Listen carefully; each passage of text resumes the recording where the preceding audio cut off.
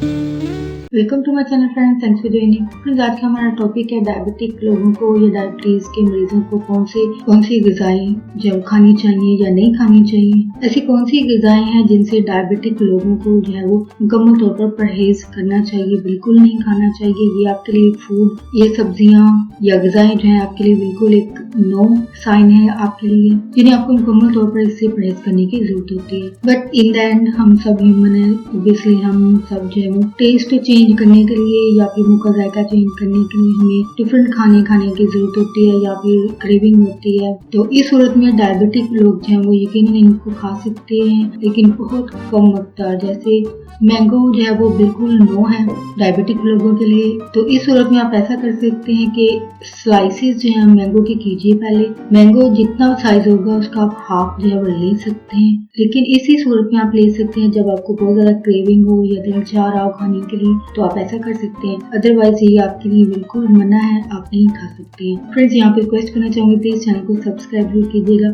इसके लिए subscribe button पर क्लिक कीजिएगा, सब बेल के आइकन पे जरूर क्लिक कीजिएगा। इस पर क्लिक करने से आपको हर नई आने वाली वीडियो की अपडेट मिल सकेगी और आप हमारी वीडियो सबसे पहले देख पाएंगे। टॉपिक की तरफ आते हैं फ्रेंड्स, कौन सी ग़िज़ाएं जो आपको बिल्कुल नहीं खानी चाहिए या डायबिटिक लोगों को परहेज करने के लिए कहा जाता है इन ग़िज़ाओं से। इनमें सबसे पहले जो है शुगर है, शक्कर, चीनी, ये तो सबको कॉमनली पता है कि ये मना की जाती है, यानी इससे आपको मुकम्मल तौर पर परहेज करने की जरूरत होती है। इसके अलावा शहद नहीं खा सकते आप लोग। जेलीज जो है अक्सर आप पुडिंग वगैरह जो घरों में बनाई जाती है या आप कहीं बाजार से भी लेते हैं, तो आप ये बिल्कुल नहीं खा सकते हैं। इसके अलावा केक है, चॉकलेट और फलों के रस जो है वो बिल्कुल नो है। इसकी वजह मैं यहाँ पे बताना चाहूंगी कि जब ऑरेंज जूस का एक गिलास आप लेते हैं, तो इस गिलास में 7 से 8 माल्टे जो हैं वो मशीन के जरिए जब स्क्वीज किए जाते हैं, निचोड़े जाते हैं, तो ये 7 से 8 बनते हैं, जो कि बहुत ज्यादा और बहुत बड़ी मकदार है। तो इसकी बजाय एक माल्टा खाना तो सही है, लेकिन एक 7 से 8 खाना जो है यकीनन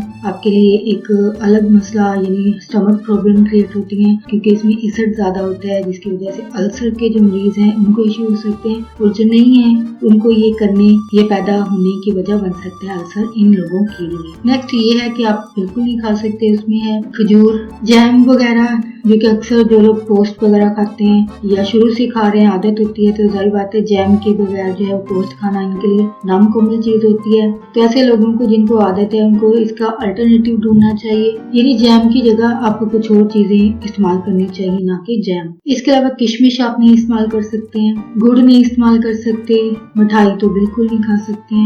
इसके अलावा मैंगो, बेकरी के बिस्किट्स वगैरह जो होते हैं वो नहीं आप खा सकते हैं। कोल्ड ड्रिंक्स नहीं पी सकते हैं, गन्ने का रस नहीं पी सकते हैं, इंजीर आप इस्तेमाल नहीं कर सकते हैं, आइसक्रीम का इस्तेमाल आप नहीं कर सकते हैं, और पुडिंग जो कि खीर हो सकती है, कस्टर्ड या फिर चावलों की खीर या फिर डब्बे वाली खीर जो होती है, ये आप नहीं खा सकते हैं। लेकिन इस तरह की पुडिंग्स जो होती हैं वो आप नहीं खा सकते हैं, वजह इसके पीछे चीनी है जो कि सबसे मेन वजह होती है, तो आप ये नहीं इस्तेमाल कर सकते हैं। यानी ये जो ग़िज़ाएं हैं ये आपके लिए एक रेड साइन है, जो कि यकीनन एक वार्निंग साइन होता है कि आप ये नहीं ले सकते हैं। आपके लिए परहेज जो है वो बहुत जरूरी है इस चीज के लिए। यानी आप जितनी कोशिश कर सकते हैं कि इससे खुद को बाज रख सकें, खुद को मना कर पाए, तो जरूर कीजिए।